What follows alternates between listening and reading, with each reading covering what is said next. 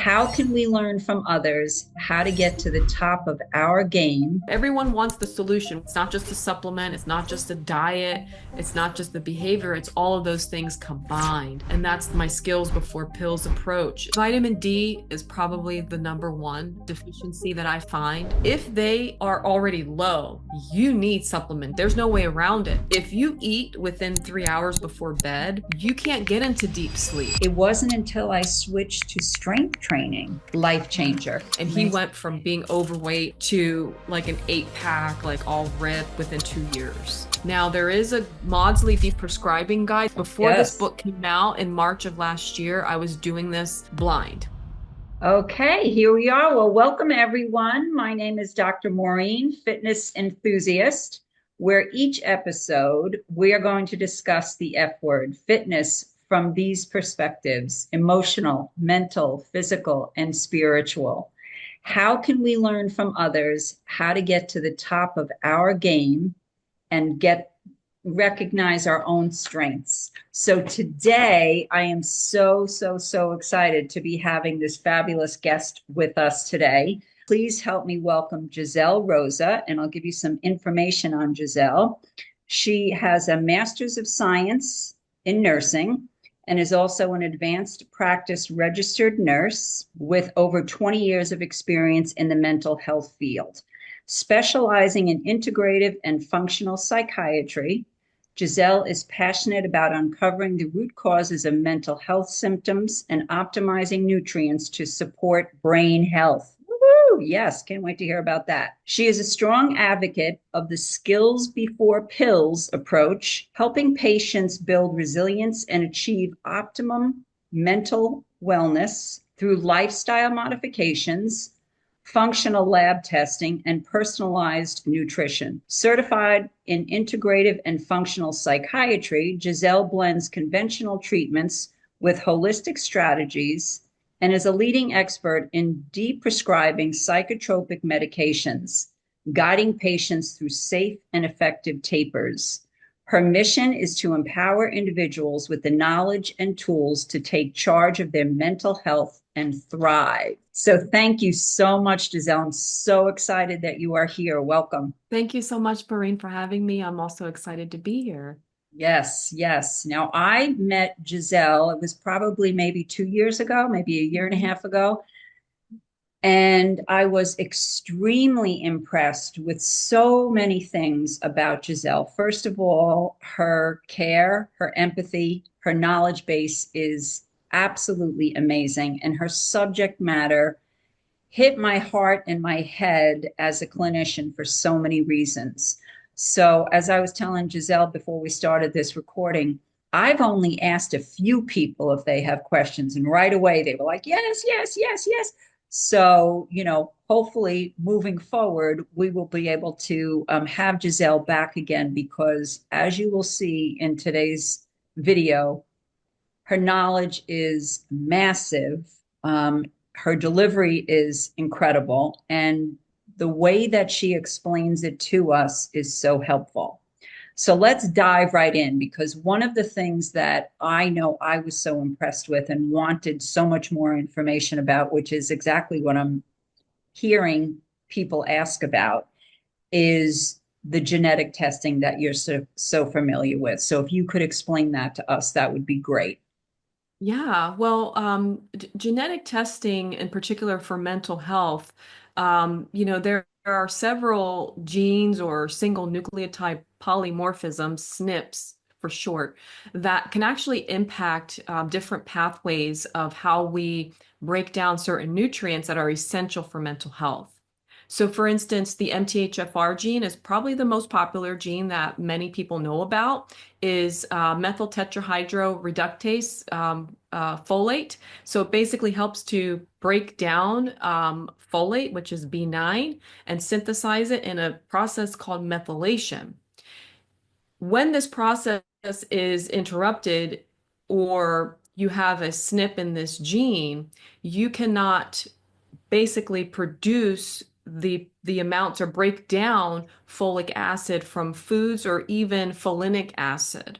which is the natural source of folate found in foods that needs to be converted into the active form called L-methylfolate. And the reason that's important is because B9 is essential, or folate is essential for brain health, neurotransmitter synthesis, and is part of the methionine cycle where your catecholamines are broken down. For people who have problems with stress and anxiety, it becomes very important in that process. Now, what happens when people have this gene SNP is that they will basically end up with mental health symptoms, depression, anxiety, and they might get put on an antidepressant before understanding that this is actually part of their makeup or the root cause of why they're having those symptoms, where instead of going down the path of psychotropic medication, their symptoms could have been relieved by a supplement like L-methylfolate. So that's like a simplified version of how genetics can really impact, the trajectory of your health. There are other genes like COMT gene, which is part of that methionine cycle I just referenced, the catecholamine methyltransferase, Right. breaking down your catecholamines. There's VDR, which is your vitamin D receptor gene. There's BDNF, which is your brain-derived neurotropic factor gene, and there's different variants on there that could let me know whether or not you'd be a candidate for maybe exercise improving mental health. There are also many other genes that we can look at that looks at how you break down medications, if certain medications are going to be a good fit for you or not. But the thing about genetics and these specific genetic tests that are available is that we're talking about SNPs, these single nucleotide polymorphisms that are not your destiny. They are actually influenced by epigenetics, your environment, stress, lifestyle, sleep, your exposure to toxins. All of those things will actually influence how these genes are turned on and off. It amazes me just in listening to you because again, your knowledge base is incredible. But that we're not given this information. Mhm. That's right, right, Giselle. That is like, yeah. So, and I remember at the presentation where I heard you, you were talking about with the genetic testing, how, it can even reveal or show us, this medication works really well for you, or it's kind of in the middle, or definitely not, is not a good match for you genetically. So I think that is just so valuable. Yeah, absolutely. If you're on medications, if you're going down that path of taking psychotropic medications or feel like you need to go on that path and you're finding that the medications aren't working, doing a genetic test that looks at those pathways of metabolism, they're called the CYP pathways or enzymatic pathways. That is a really good, that will give you a lot of value as far as understanding which medications are going to work best for your genetics overall and give you the best results. Now, again, this doesn't mean it's your destiny, because you'll find people that are doing well on a medication and that medication might be considered in the yellow or the red on this test. Okay. But it doesn't mean that you have to stop it if the person's doing well and they're tolerating well. It just tells me this gene isn't turned on. But we have to be aware that it could be, depending on factors of stress, lifestyle, toxic exposure, et cetera. So at any time, that medication could actually rear its ugly head on that person. If it is a medication that is in the red, and maybe they are prone to the increased side effects of that medication. Right. So that is important to understand it in that vein as well. Sure, sure. And people always ask two questions. Where do I get the testing? And the Mhm. cost. Well, there are multiple tests out there. So the ones that look at your medication pathways, and then also have what are called phenotype tests, like the MTHFR, the COMT that I referenced, are going to be GeneSight and GenoMind. Now, GenoMind is the one I prefer because it gives me more of those phenotype genes like VDR, HLA, which is your histamine sensitivity or reactions. It also looks at DRD2, which is your dopamine receptor. It looks at BDNF. So you get a lot more from GenoMind in that perspective Okay. versus GeneSight. But GeneSight, and the reason why you may choose one or the other could be because the provider you're working with may only prefer to use one because this does have to be ordered by a provider. Okay. Um, and so they may only maybe have a GeneSight account, and that's the test they prefer to read because it's very easy to read. Where GenoMind is a little more comprehensive. Now they've reworked their test to make it a little easier to understand, but it still contains a lot of information that some practitioners find overwhelming. But there you get a lot more from that. Now, when I'm working with someone, and if we're looking at mental health as a whole and not like this is someone who doesn't want to be on medication, so we're not really concerned about medication pathways. I actually recommend two gene tests, 3x4. That's a very comprehensive gene test that's looking at multiple pathways, not just mood and mental health, but metabolic pathways. It's going to also look at your detoxification pathways, inflammation and cellular pathways. Very, very comprehensive. And we can deduce from there the genes that are going to impact your mental health the most and a treatment plan moving forward to help to help prevent you from needing medications down the road. And then the other one is My Happy Genes, which does a more comprehensive. It starts off there's different tiers with that one where it's just looking at mood and mental health, but then you can do your methylation pathways, your nutrition pathways, and then get the whole comprehensive test as well. And it also has a really good report that you get that's easy to understand. That's what I like about those two. DNA Labs is a test available to consumers. So these 3x4 and My Happy Genes and the other two that I just mentioned, GenoMind and GeneSight, you Phenotype, need a right. provider, you need a doctor's order, a nurse practitioner's order to go to Okay, an office and get them, okay? I was going to DNA ask you Lab. because those four, Mhm. the gene site, the Genomite 3x4, the My Happy My Genes, Happy Genes. Mhm. My Happy Gene, those can be ordered from a nurse practitioner, a psychiatrist, and a primary care doctor. Doctor. Yeah, they can be Okay, ordered by any provider, as long as that provider is signed up with those with one of companies. those Like they'll have companies. to have Okay, access to the portal to order it, which is easy to do with any of those companies. Now, there is a consumer-based test called DNA Labs. okay, That's actually really, really comprehensive as well, that you can go to their website and you can order the test yourself. okay, And it's called the DNA, they have two of them. DNA Lifestyle, that's the one you can order by yourself. And it's going to give you a lot of the genes that the 3x4 test does, looking at okay, complete lifestyle factors. And it has a section for mood. And then the Lifestyle Pro is one where you have to have a provider order for you.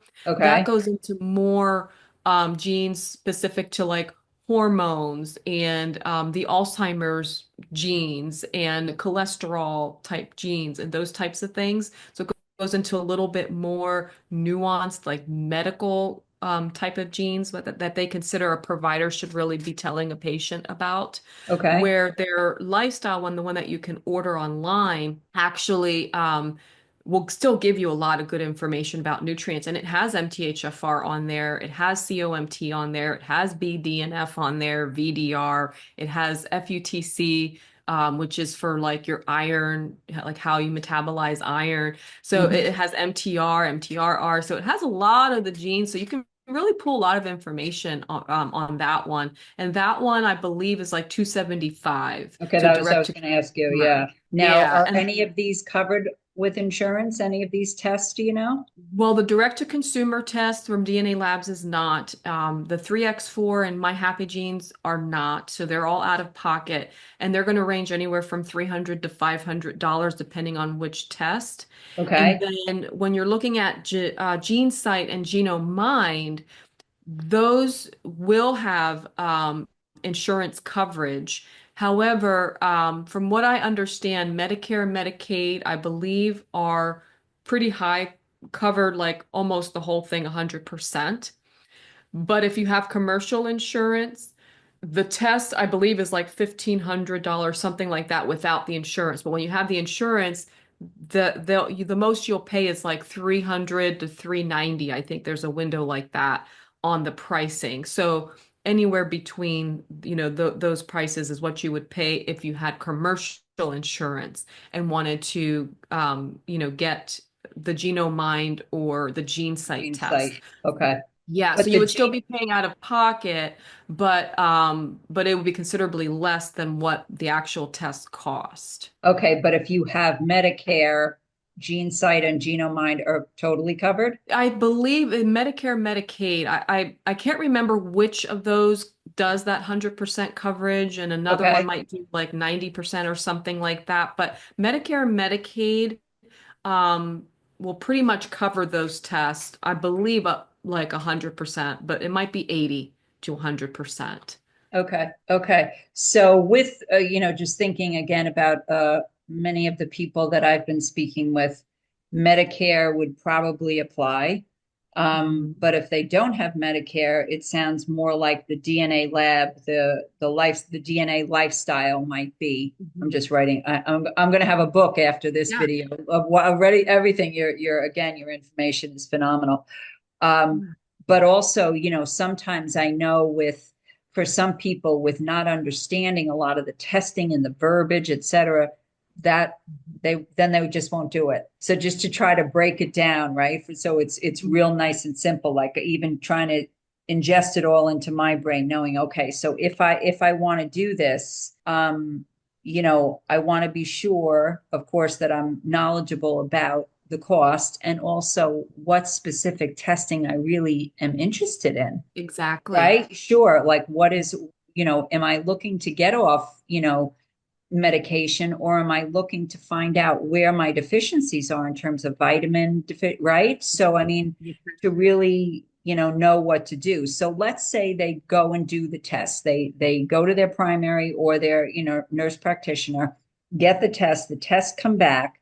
Then what is the next step that they would do? Well, then they would have the discussion with their practitioner, and hopefully the practitioner understands how to read the test appropriately, to discuss how these genes may be affecting their mental health and based off of their symptoms. And of course, the ones with the medications, looking at that and seeing like, are there gains to be had with switching someone's medication, for example? Right. And Okay. having that discussion with the provider and of course with the patient who brought the test to them, or who ordered the test. And then if the provider maybe isn't unsure of how to read, the test, or how to Right. understand the test, a lot of these like platforms like GenoMind will have a consultation, like they can do a consultation with Okay. the provider, so the patient can talk to them and say, hey, if you're having trouble reading this test, if this is, there's a consultation you could do and get more information. And that consultation is really, really valuable, because that person who's going to be doing the consultation with the provider is going to be able to speak to a lot of those phonetic genes, Okay. the pharmacophonetics, yeah, genes that they may not understand. So I think that's always something to be aware of. And then the websites themselves will usually have like provider directories on them for experts who understand how to Okay. read the test. If you're looking for someone to help you read it.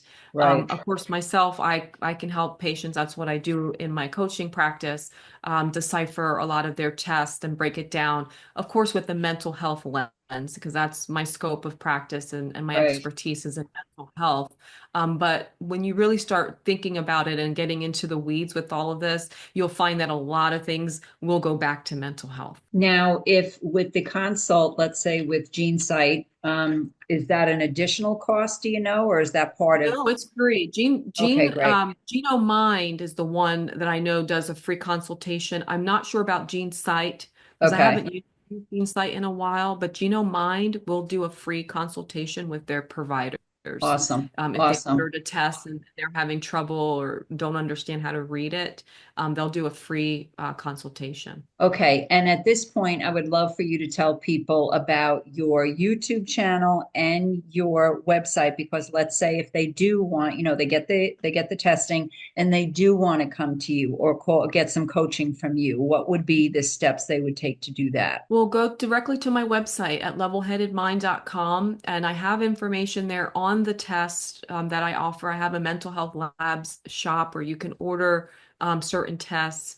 And then, or if you didn't order the test and you just want a consultation, there's a link to my calendar where you can go and schedule an appointment. So, say you ordered the test through your doctor and you just want some insights on help me create a plan to optimize my mental health based off these Yes. tests. That's something that I do. And so they could go onto my calendar and schedule that in. And that's on my website at levelheadedmind.com. Okay, and of course you are booked. So Mhm. I understand that absolutely, totally makes Mhm. sense.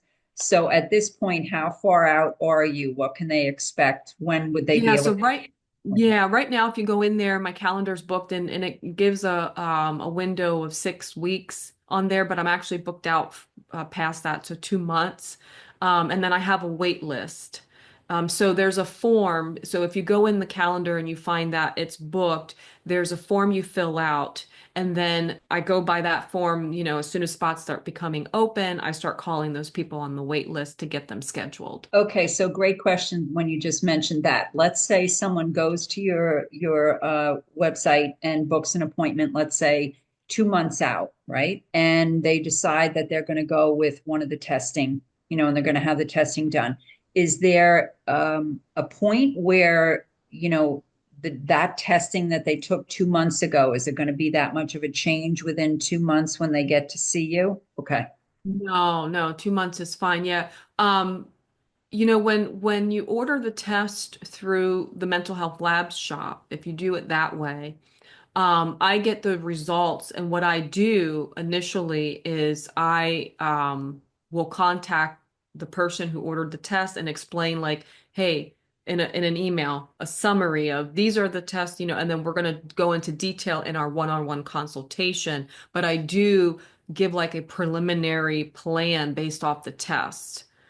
So that's if you're ordering it through the mental health lab shop. I do send patients like a preliminary plan and then, talk Okay. about like when we do our one-on-one consultation, we'll dive a little more deeper into this plan and optimize it even more. But especially if someone, because you don't want someone to go too long with like a vitamin D of, 22 or something, or Right, even, right. that you can optimize and within a couple of months they will probably start feeling a lot better. Okay, great. So things like that, if I find things like that when I'm scanning the results as they're coming in, I Right. always send an email to that person and say, hey, I know our appointment isn't until such and such. And sometimes I'll often, like if I have a cancellation, I can try to squeeze them in. I can say, hey, I can squeeze you in Okay. at this time. So if you order tests directly through the mental health lab shop and something comes back abnormal, I address it. And if I feel like we need to do a one-on-one, I'll find time to squeeze the person in. That's what I've been Okay, so doing. the mental health lab is on your site. Yeah, the mental Yeah, health okay, great. lab, Excellent. it's on my site. The Yeah. the downside to those tests is that it's not covered by insurance, so you have to pay out of pocket. So Okay. whereas going to your primary care Okay. providers, most of I those see. tests will probably be covered under the insurance, where the lab tests that I order are considered functional tests, and even the lab draw tests that I do, the serum tests, are through a company called Rupa Health. So, Okay. and so that company itself isn't covered by insurance. Okay. Okay. Super. And in working with you, let's say they go through, they get the testing done, and then they have a consult with you. At that point, do they continue on with you in terms of follow-up? And what does that look like? Yeah, so some patients will get their optimized plan, take that, and run with it and go with their provider and have, and then we'll do follow-ups as needed. We'll come in and say, hey, a couple months later, I retested, this is what things are looking like. And then others need some more guidance. They want that more one-on-one guidance. So it depends, it's individual. So with most people, we'll do fine with the initial optimized plan and then checkups every month or 3 months based off of how complex the plan is and Hmm. how many things we need to fix, so to speak.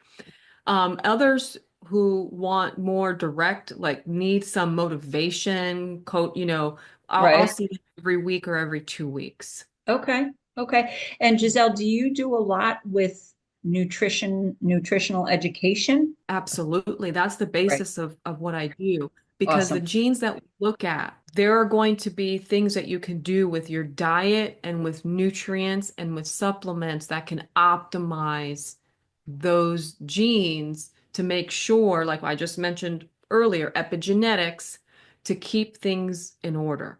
Mm. So we Hmm. don't run into the problem of, having these genes expressed and those types of things. So yeah, and nutrition is a huge part of it.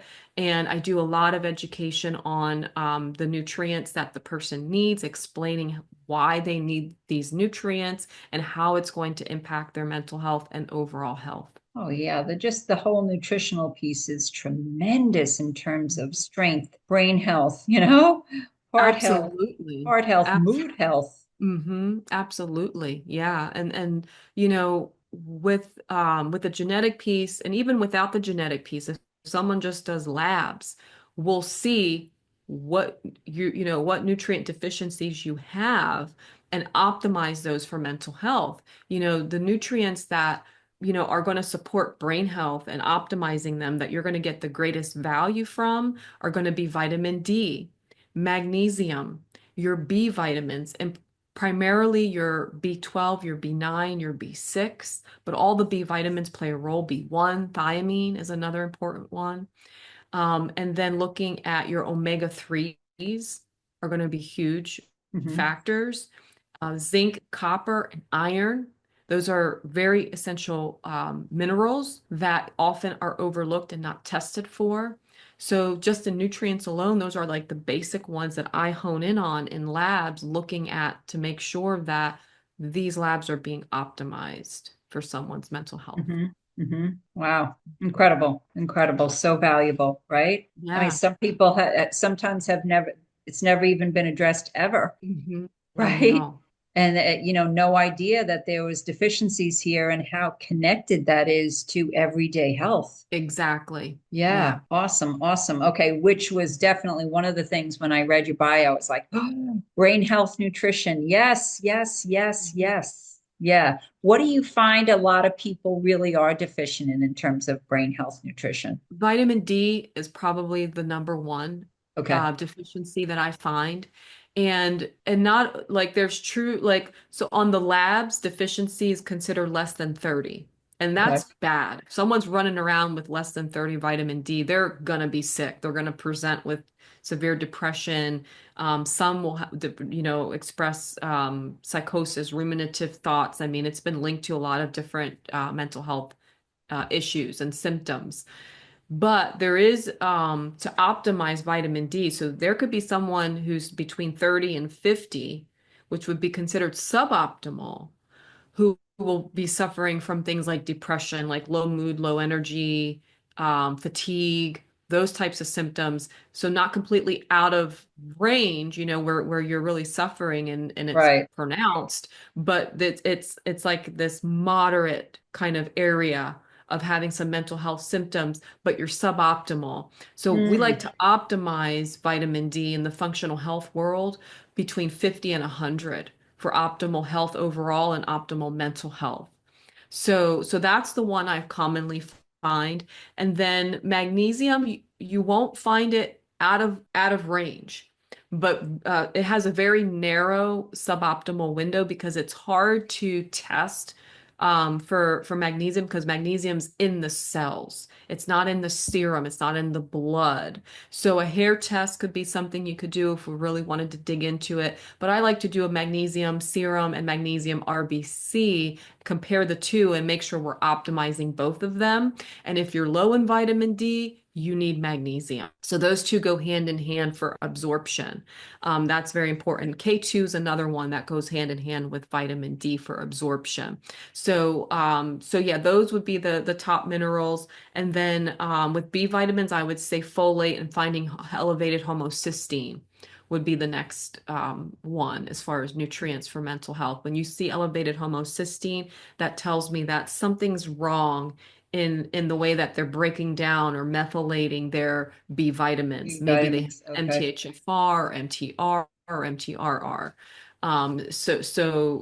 And correcting that would be giving bioavailable B vitamins or something called TMG if their numbers are very high of homocysteine. Which leads me to a question that someone had this morning that I was speaking with, because her concern is, okay, let's say I have this testing done and then I'm told I have to take all these vitamins and I really don't want to do a lot of vitamins, you know? So is your, um, the way that you work with people with vitamins as well as food? Mhm. Are you going to, okay. Yeah, so let me explain that. That's a really good question and something to think about because what I find, oh my goodness, I've had so many patients come to me and they'll have a spreadsheet, a list of like 20, 30 supplements, and I'm not even joking because Mm-hmm. they've gone this route of functional providers and testing and they've just kept adding, adding, adding, and no one really took the time to look at that list and figure out what exactly they really need Mm, and to minimize it. Okay. right, So, like I mentioned before about epigenetics, huge factor in all of this. And then there's the biology piece. You draw the serum labs and you see what is being impacted. So, in the beginning, if someone is low in vitamin D because they have a VDR gene, they have the vitamin D receptor gene is not functioning properly. So they okay, have a hard time absorbing vitamin D from the sun. You hear people say, you go out and just get some sun, right. you'll get some vitamin. These people, it doesn't matter if they're out in the sun all day, they're going to have a hard time absorbing it. So they need to be really intentional about how they're getting vitamin D from their diet. But if they are already low, like they're in the 20s or teens in their serum Mhm. vitamin D level and they're really not doing well, you need supplement. There's no way around it. To get you to an optimal level, we need to supplement 3 to 6 months at least. And so when I work with someone to optimize their nutrients, like for instance, the vitamin D example, we'll give them their high potency vitamin D, retest in 3 months, see how much we move the needle, see if they need longer term with Okay, that supplement. And then if we optimize it in 3 months, that's a great, clue that, hey, let's start lowering this down okay. to the, and then let's start supplementing more with dietary sources of Right. vitamin D. Let's get you some cod liver oil. Let's start Mhm. increasing your fatty fish intake. Let's start including, the mushrooms in your diet and things in your diet that are going to help provide you with the nutrient vitamin, the vitamin D3 that you need. Now, if someone is homozygous for that gene, meaning they have two errors of the gene of the way that they can absorb vitamin D. Most of the time, those people will need vitamin D3 for life, but it's not like you need high potency vitamin D3 for life. Like it's Okay, not like you're going to need 50,000 IUs forever. You may get away with 5,000 IUs a day or something like that. So it right. just depends, and it's hard to predict that. Mm, We start to get a better idea of it once we put you on the supplements, we start fixing the dietary issues, redo the labs, see what's improving. And then when we start lowering things and rechecking, seeing what's left over, like seeing, okay, okay, like right. when we started to decrease, did that vitamin D go down really quickly because we went from, 10,000 IUs to 5,000 IUs? If Mm-hmm. it did, oh, that tells me your body really needs Right. the vitamin D3 support. So the labs, your body, your blood will tell me the story and tell us both the story of what you really need as far as what supplements you need and how your nutrition can support you in that regards. Because Right. many people, you can get them down. Like they'll, in the beginning, require a lot of supplements. That is true. Because there's a lot of variables. Because by the time they get to this point to see a practitioner like myself, they're struggling because a Mm-hmm. lot of people don't like to come out of pocket preventatively, I found. Right. Right. It's like they wait until everything's kind of like the house of cards is falling down and then Yes. they want someone to rescue them.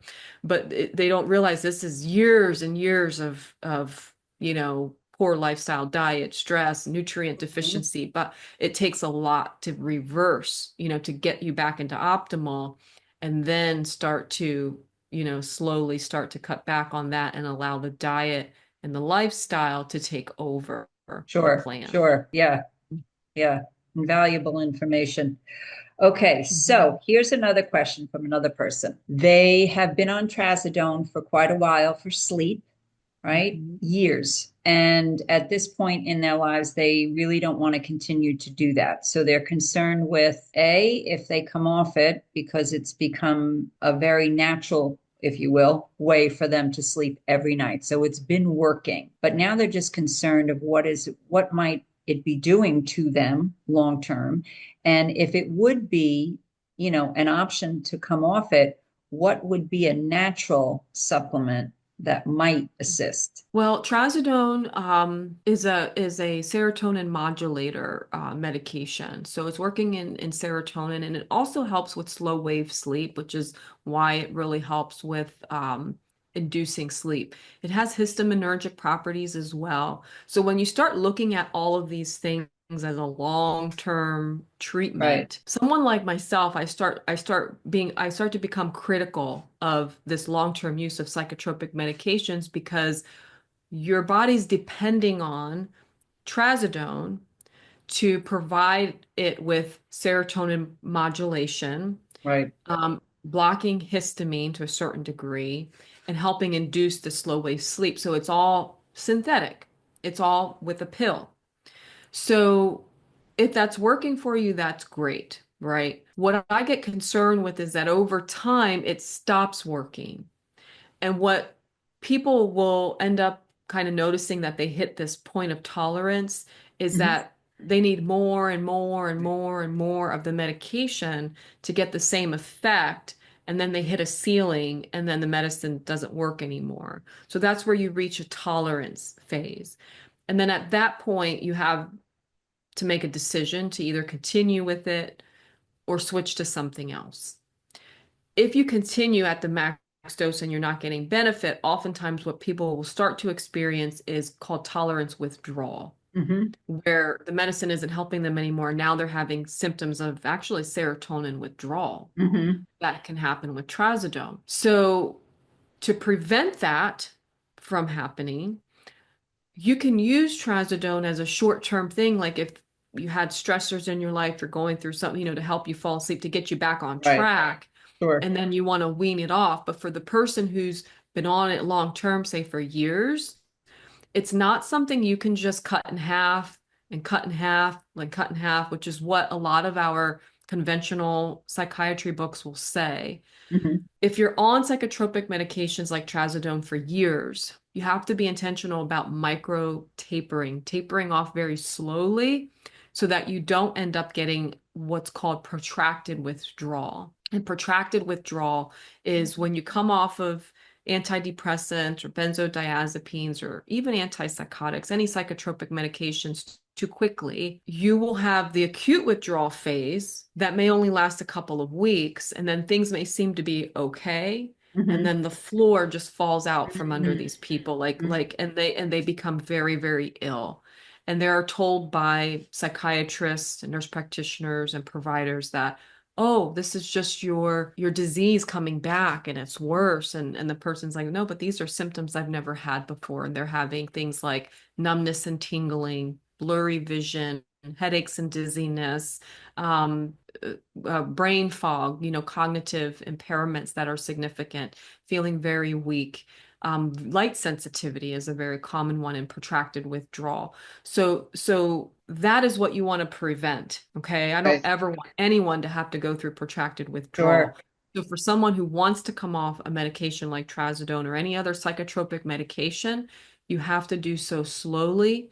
Now, there is a Maudsley deprescribing guide that'll help give you like the rough, guide on how Okay. to do this the correct way. So there is literature now with research backed, literature and clinically backed guidelines, thankfully, because before this Yes. book came out in March of last year, I was doing this blind, Wow. meaning helping patients come off of Sure. medications, like reading their body, how their body's responding, which you still have to do when you're, because he has in this book, which I think is great, is like a fast taper, a moderate taper, a slow taper. So kind of guiding you through.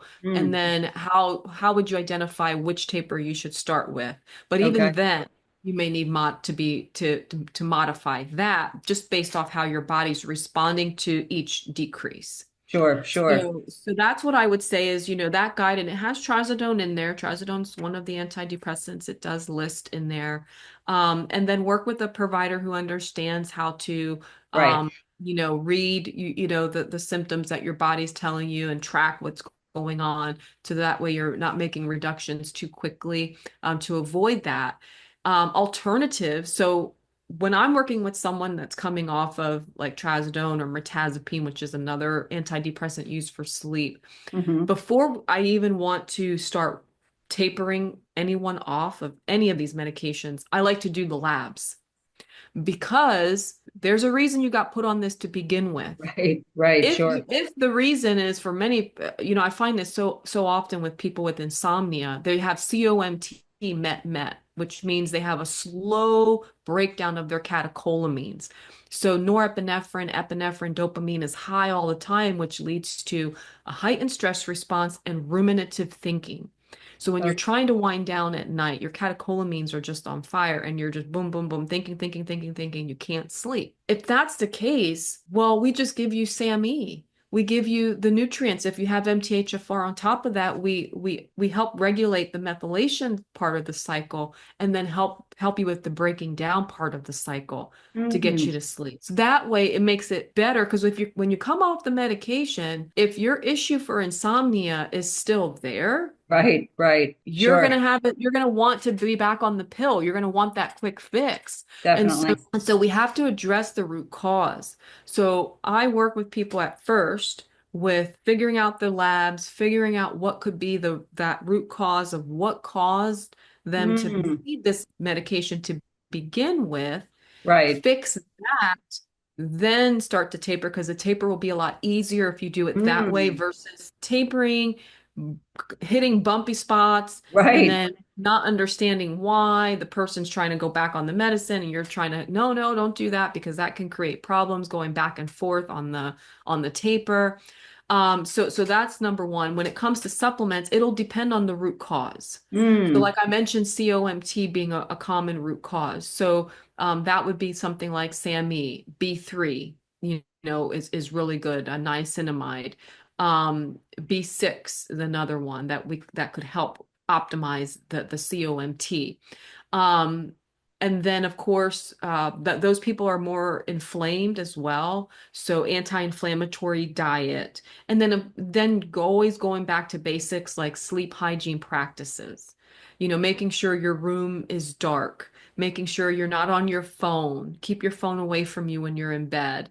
The hour before you go to bed, you have a relaxation routine. You're not on the computer, you're not on your phone. Maybe you're listening to a meditation or you're reading a book or doing something like that to calm the nervous system down. Vagus nerve massage, things Mm. like that. Very, very helpful. And that's just like part of the basics, when we're talking about sleep hygiene, making sure the room is cool. Then, if it's a behavioral issue, which a lot of people will end up teaching their brain that bed is for thinking because they're the warriors. They call that COMT either the warrior, like I'm a fighter warrior, or I'm a Mhm. warrior. I think all the time. Okay. That gene got coined that because of what it does for catecholamines. And those who are the warriors, up all night thinking, thinking, Hmm. thinking, will Sure. also behaviorally train themselves that bed is for thinking. So Mm, even if we're giving you the nutrients you need to support that process, if you think bed is for thinking, you have to unthink that. And that's where mm, CBTI comes in.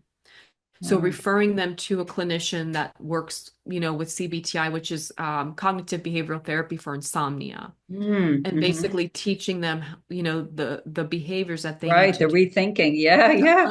untrain that Yes. behavior. That bed is for thinking. And it requires a lot of basically creating what's called sleep pressure, where if you're in bed and you're 15 minutes and you're not asleep, you get up, Yeah. Go to, yeah. get into Right. the living room, start reading a book, do a Mm, crossword, do something till you start to feel the pressure, go to sleep, go back in bed. If the thinking brain comes back on, you get up out of bed. And people don't like to do that because it's sure. work and it does take some time, sometimes weeks before it starts to catch on for many Right. people. But it's what's necessary because for so many years you've trained your brain. It's going to take a while to untrain Sure. that, Sure. create Absolutely. pathways, so Yeah. it's about putting in the work. Everyone wants the solution. What's the pill? What's the supplement? What's Right. the Right. thing? What's the magic thing that's going to help? And really, there isn't. Especially if it's the behavioral piece. Right. You've got to do the work. So it's not just one thing. It's not just a supplement. It's not just a diet. It's not just the behavior. It's all of those things combined. And that's my skills before pills approach is taking these things into basically view a holistic view of someone's mental health and Right. optimizing all of those areas of your life to improve mental health, which will also improve sleep. So it does require work, and the supplements can certainly help, especially if we find root causes to why you're not sleeping.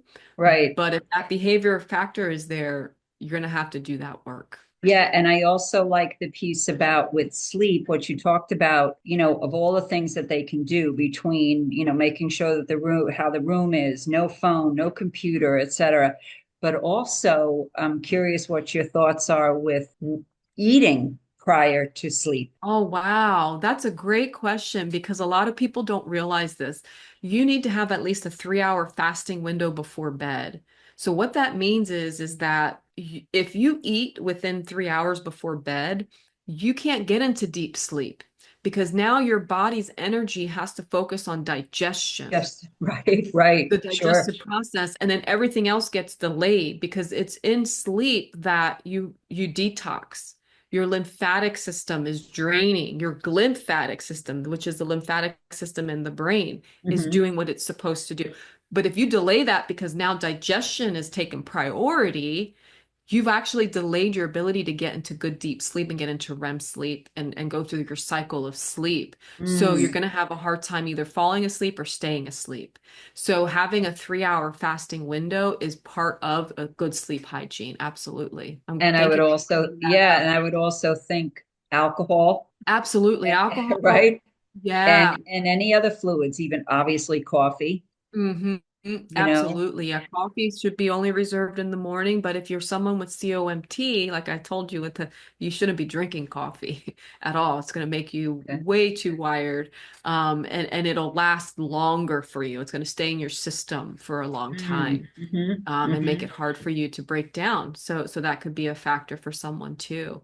But Yeah, absolutely, alcohol gives you a false feeling of sleep, because some people, oh, I feel a little sedated or relaxed when I drink alcohol. Yeah, but now you're really not getting deep restorative sleep because now your liver has to go through the process of alcohol versus the detoxification process it's supposed to do for the body. and that can be something as small as one drink. Oh, yeah. Yeah, right? Yeah. Absolutely. Absolutely. Yeah. Yeah.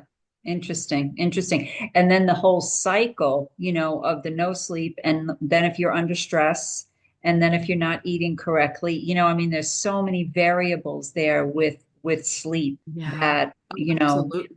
Yes, And that could be definitely. at the root of a lot of people's mental health. It could be the domino that Yes. boom, boom, boom, everything starts falling down. Yeah, I don't know about you, but I'm a different human if I don't get a good night's sleep. I have to get my Ah, sleep in, and it's amazing how much it truly affects you. absolutely. Yeah, me Yeah. too.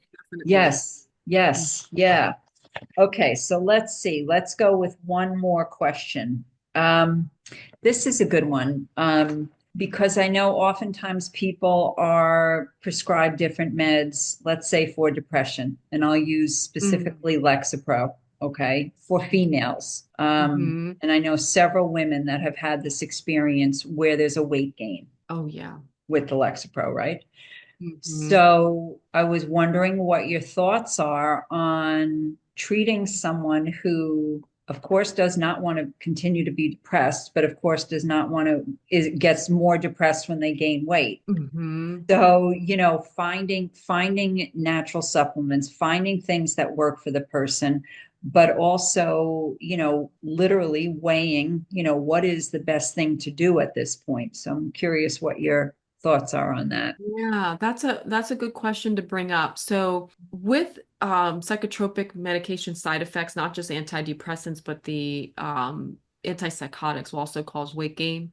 Hmm. Um, there are studies that show that L-carnitine, which is a supplement, Okay. can actually help with fatty acid metabolism and breakdown and help those who are dealing with psychotropic medication weight gain. Most of the studies are looking at the antipsychotics, but this could certainly be a value for someone on Lexapro as well.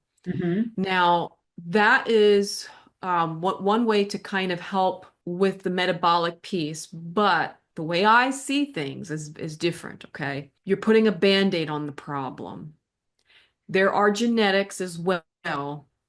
The SCLA genes, the serotonin, the way that serotonin is expressed and the way that you can tolerate that serotonin, that there are different genes that actually will look at whether or not person has a greater propensity to gain weight from these medications. Wow. So that could be a factor, right?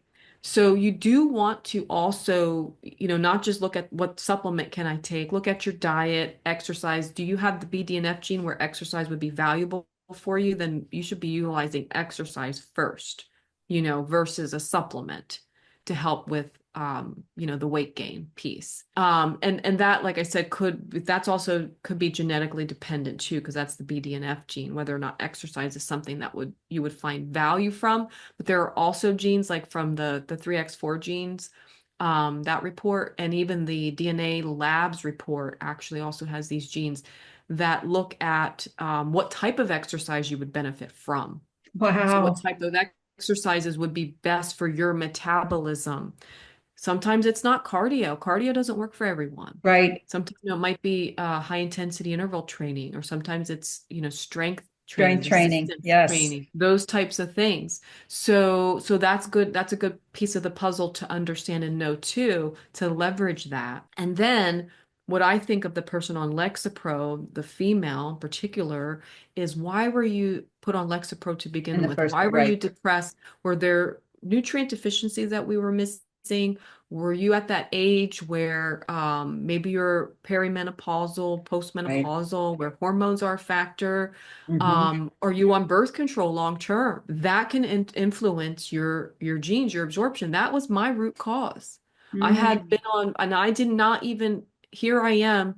I'm in the middle of getting my certification for, integrative practices for mental health, trying to figure out what was wrong with me because I had the when I did my test, I had the low vitamin B, the B12, the folate, and I'm like, what's happening, to Sure. me? Sure.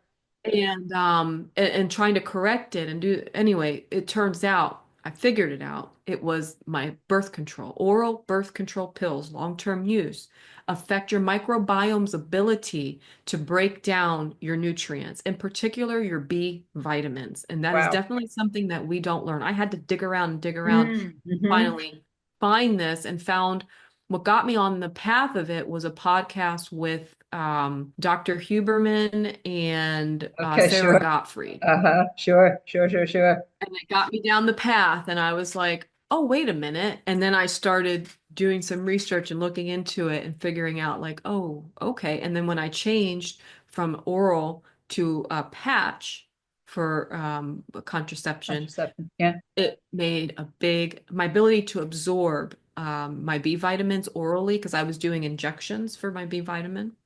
Um, it's a huge difference. My mood is Wow. completely different. It made a Wow. huge difference. So I could have been that person that was feeling depressed, low energy, all this stuff Sure. because of my vitamin deficiency, trying to fix it and getting frustrated with not being able to fix it, going to injections, and figuring out what the heck's wrong with me. Right, right, right. Where I could have ended up on Lexapro, maybe like this person, right? And Mhm. and then, weight gain and all this and that, where it could have been like, wait a minute, why were you depressed to begin with? It was this factor. Right, So right. yeah, so there could be a lot of variables. So that's what I start to think about. Though there are supplements like L-carnitine have a lot of proof that it can work, as far as lowering, helping someone lower their weight, lose weight and optimize, fat metabolism. You want to start thinking of these other questions. You want to start asking yourself these other Yes. questions. Are Yes. hormones a factor? Are B vitamins a factor? Because they support glucose regulation and metabolism as well. And so it's not always about putting the band-aid on the problem. It's about ripping the band-aid off, cleaning out the wound, and getting to the root cause of the problem. And also could be, serious relationship issues, Oh, serious yeah. life, right? Serious life-changing situations, Mhm. or childhood trauma coming up, et cetera. So Oh, there's so many different reasons, right? emotional eating, like getting to what, Yes.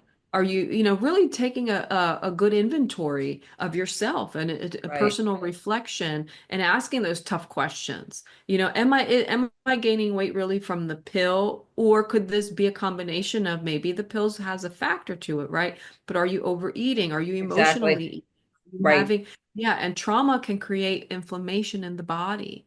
Sure. It makes you hold on to more fat, more cortisol. Yes. Yes. Hmm. And so fascinating what you just talked about, the BDNF gene.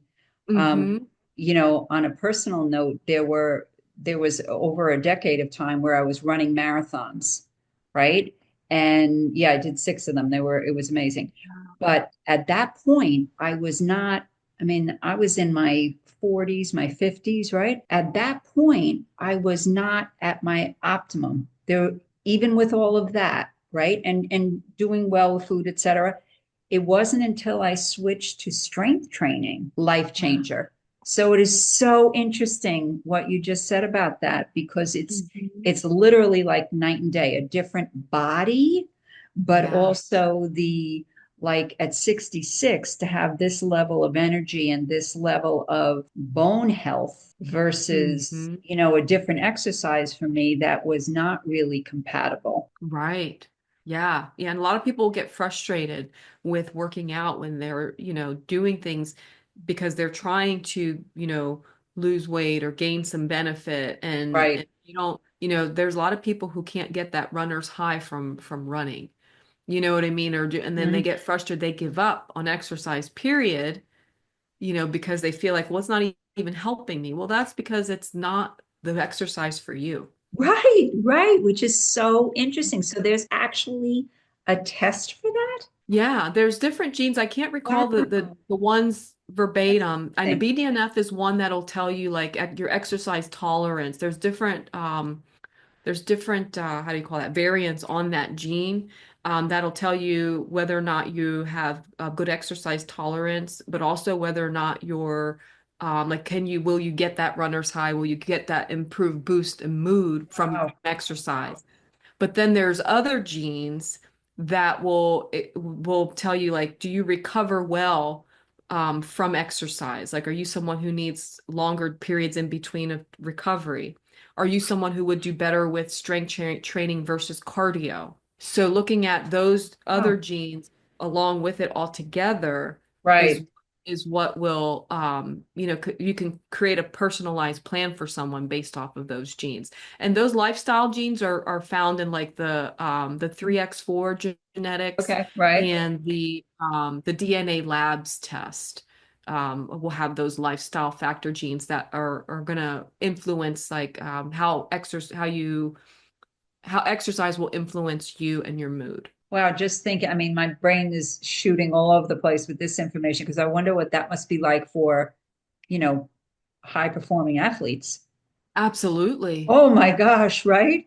Hmm. Whoa, whoa. Yeah, well, that's what Dana White. I don't know if you know Okay, him. He's a UFC person okay, and okay. athlete and whatnot. But he has his story online. But he went to this expert. I think his I forget Gary, but I forget his last name now.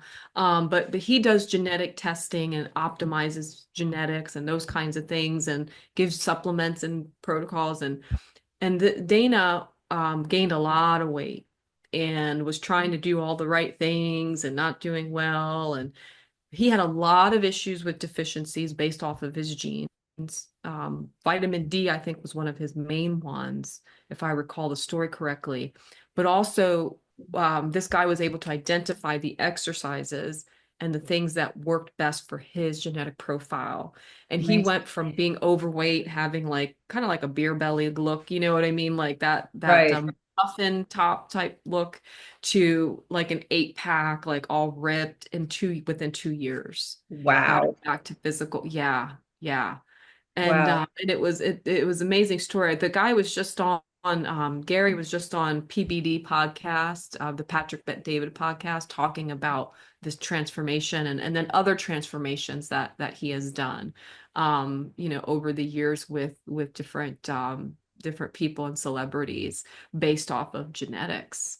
Incredible. Well, Giselle, I knew this was going to be off the charts fantastic. Thank you so much. Oh, wow. And as I said Very to you welcome. earlier, yeah, I mean, I would love to have you back after people see this. I'm sure there's going to be so many more questions. So maybe, down the road when you have time, because I know you're busy, there's so much going on for you, understandably, because again, Yeah. your level of expertise and so much to your how much you really believe in all of this and your compassion and your work with people is so evident. So thank you for all that you do and all that you continue to do for all of us to learn from. I really appreciate it. You're very welcome. Thank you for having me on, and I'll be happy to come back. Super, super. And of course, on when the video goes out, I will put your website out and Mhm. your YouTube channel.